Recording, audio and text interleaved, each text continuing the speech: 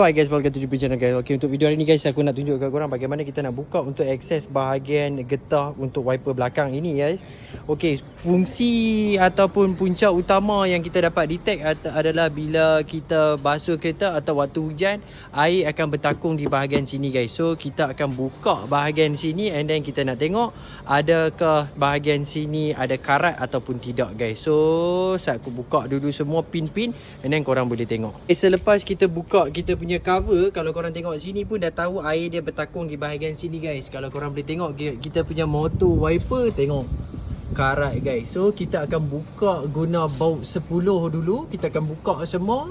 And then kita tak akan pakai wiper buat sementara waktu, sementara kita tunggu barang kita untuk wiper itu sampai guys. So nanti lepas kita buka, kita cuci and then kita spray balik warna hitam supaya dia tak berkarat guys. So selepas korang buka dia punya baut ada 1, 2, 3 and then korang kena buka lah dia punya wiper bahagian belakang ni.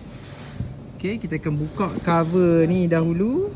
Okay, kita buka and then pakai nut 10 untuk kita buka and then cabut dia keluar saja guys. Okay, so kita dah buka pun dia punya bolt tersebut and then sekarang kita boleh tarik dia keluar saja melalui bahagian belakang ni guys. So kita akan buka balik nut ni and then kita tarik dia keluar. Korang kena buka dia punya soket ini dan baru korang boleh akses bahagian dia punya motor guys. Kalau korang tengok motor dekat sini pun teruk juga. So kita akan cuci bagi dia cantik, tapi dia masih lagi berfungsi dengan baik guys. So kita akan tarik dia keluar sahaja. Ini korang umpil dia sampai dia terkeluar lah. Tak susah mana pun, nampak?